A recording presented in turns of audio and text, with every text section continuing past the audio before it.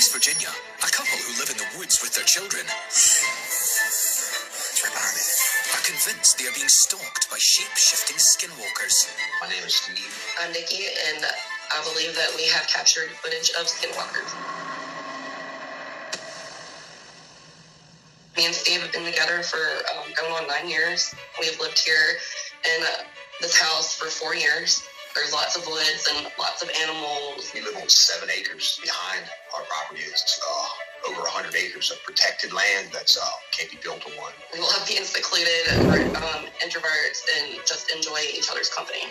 Although they prefer a solitary life, Steve, Nikki and their children don't appear to be alone in these woods.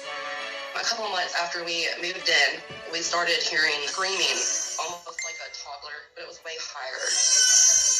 I was thinking maybe it could have been like a wild animal. We didn't know what to think at first. After they started hearing these bizarre, unexplained noises, they started to record everything on camera. What we recorded, we just couldn't believe. Look, Keith, our buddy's dead. Bigfoot? I don't know. It's hard to see in the video that this thing was really far away from us.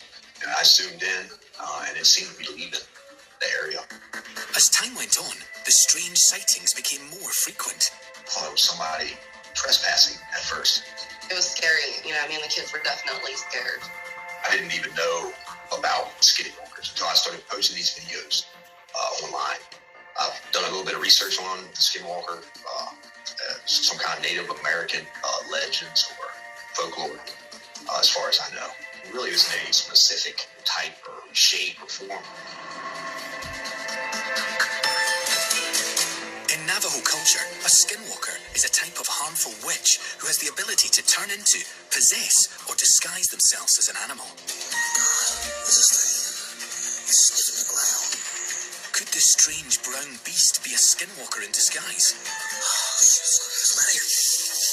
And could it be connected to the history of the land? The town that we lived there was founded over 200 years ago. I think maybe it has something to do with the Native American history, because this is connected to the Appalachian Mountain. Whatever it is, Nikki is worried it may be after the kids. Man, I do not know what this thing is.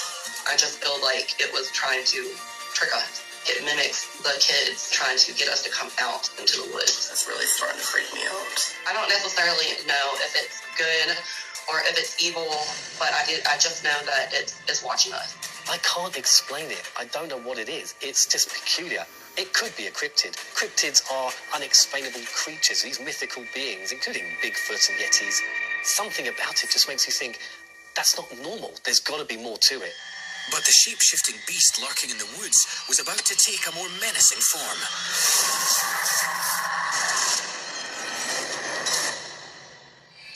In Preston,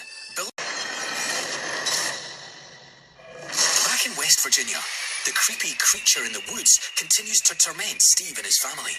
Steve starts to venture further into the woods to investigate what could be lurking amongst the trees. There was something back there that was following me. I only caught a glimpse of it. I just came back to the house, collected myself, and then once I watched the video and then realized what happened, I was in shock. It wasn't an animal.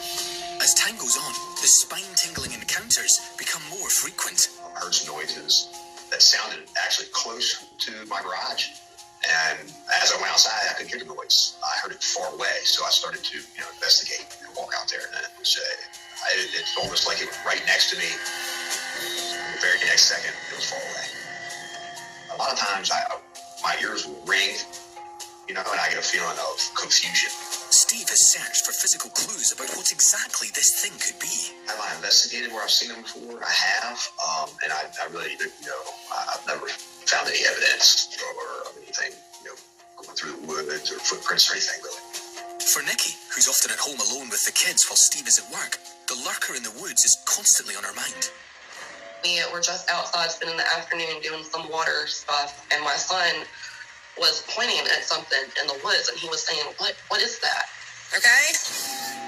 And I just pulled my phone out and scrolled through that wooded area, and then played it back, and I was just overwhelmed with what was there. I couldn't believe that this thing was stalking my kid. I was scared at that point. It was just too much. I feel like it was kind of on a stalk mode. The elusive beast was always in the background. but sometimes it appeared right before their eyes in a more threatening form. I was inside and actually saw this thing out the window. So, I went out to record it and realized that it was moving towards me. So at that point, I just said to myself, I got to go back inside. I didn't feel like, I wanted to get that close to it. I haven't had the gumption to stay while it's moving, but, maybe I will. Maybe I will in the future. Just stay and see what happens. It always disappears. These strange encounters have made Steve question everything. Must be in damn cats. How does it make me feel? Well, sometimes it makes me feel I could be hallucinating. But, there are other people that are seeing the same stuff, so I know that's not the case. Whatever Steve and Nikki have captured, it seems to come in many different forms. From weird alien-like creatures to shadowy figures. But Nikki has a theory about why the creature or skinwalker changes appearance. I think that it changes maybe into a bigger creature to maybe intimidate Steve, and maybe smaller to draw in the little kids, because maybe it doesn't seem as scary if it's smaller to the children as it would if it's big to my husband.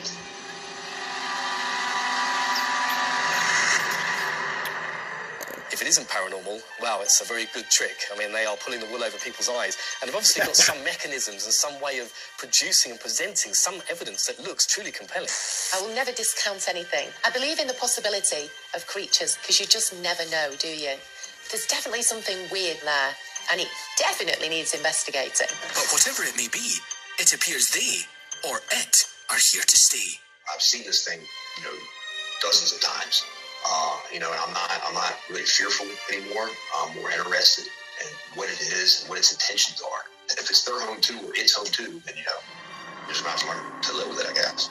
But I'm just really excited that, I can actually get to film and, be in the presence of the unexplained.